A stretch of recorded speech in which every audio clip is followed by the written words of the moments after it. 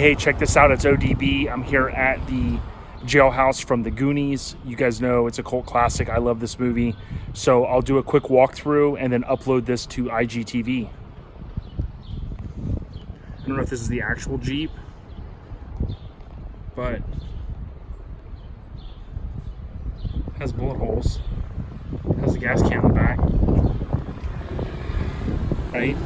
So here's the building. Then here's where Mikey's dad lives, or works, excuse me. I think he's right there, well, not him, but he's on the porch in the movie, of course, waving. I parked the rental over here. You have to park across the street when you come through. Very cool. Of course, this is, had to move the car.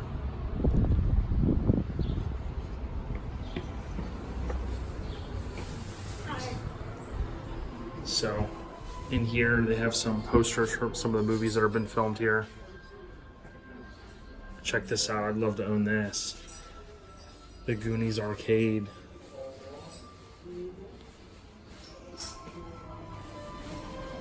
So this is kind of the main area for the Goonies stuff. There's not many people here, it closes at 5 this time of the year. But you can, kids and stuff, I'm sure plenty of adults, leave their little note things. The Corey connection, talking about all the movies. This one stood out to me, The Burbs. Natty knows I watch that movie far too often.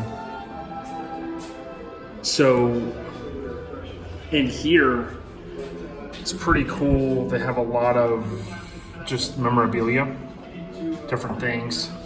I'm sure over the years people have donated and whatnot. Hey, you guys. Not sure how much stuff is, you know, like, I mean, obviously that's from when the original movie came out. So here, this thing is small. I took some video or some photos, but this is the cell. I mean, gosh, it's like, doesn't even seem.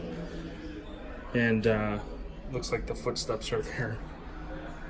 Kind of where he walked out, but you know, they got this little replica deal, little sign. You schmuck. And then in here, which is cool, I saw this on Google when I was researching where I wanted to come, you know, visit.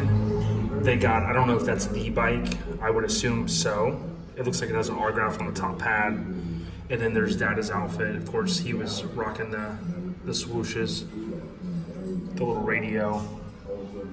Now, who knows how, I would think that with this kind of, you know, it's probably screen used, some of it, if not all. One of the super fans would know. I don't. But there's this video playing here. Of course, Kindergarten Cop was filmed in the nearby area. Hey, that looks familiar. But I'll walk through the back here. Again, if you're a fan of this kind of stuff, you guys know I enjoy this stuff. Going to the different sites. Some people are pretty, can't forget, the older brother. And I didn't mention this on the podcast, but this was his, I don't think I did, this was his first movie. Which is pretty crazy because all the other kids were younger. We talked about the original Goonies map, that it's gone, but you know, I'm sure someone makes replicas. Got the license plate there, Goonie. Some cool stuff in there. Again, it's kind of hard to see. Everybody's super nice here. And I was texting to Ron Perkins from Hammered Weekend Wear, and I pulled up to a gas station to get some iced tea, and they had, looked like a bar in there. I was talking to the gas station attendant, and she's like, yeah, that's one reason I started working here. And Ron texted back a few minutes ago and said, yeah, there's a microbrewery. I'm like, at the gas station? What? But again, it's small. It's just, you know, it's cool. It's cool that they've kept it up. And the Goonies house, as I mentioned, that's off limits, but they do give you a map here on how there's a kind of a spot where you can go and see it and take a photo. But if you like the 80s or the Goonies and you haven't been here like myself, I would say you definitely have to check it out. Again, there is the infamous spot. And I might be wrong, but at the very beginning of the movie, when they first opened this jail cell, I even asked this guy that runs a Amblin fan website, and he's like, I don't know. When I think it's the first guy that walks out, I swear, looks just like Steven Spielberg. And I've Googled and I've searched, and I can't find any. I mean, maybe the guy just looked like him, but every time I watched it growing up, well, not real young, but into the 90s, I was like, wait a minute, is that a cameo? But who knows? I would like to find out maybe who the guy was, but it does look like him. If you get a chance to watch it and let me know what you think.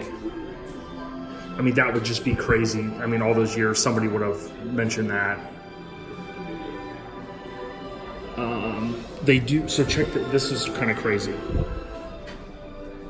They have this is part of the film museum part. I walked in and I was like, no way, a mini truck, a Nissan hardbody. Okay. I'm like, I come all the way up here to see the film festival, or the film museum deal, and there's a mini truck in here. And looks like they were gonna lay it out. Check it out. You can film a little scene thing here and scan your card or whatever, but pretty cool. Minis on the rise. Check this out.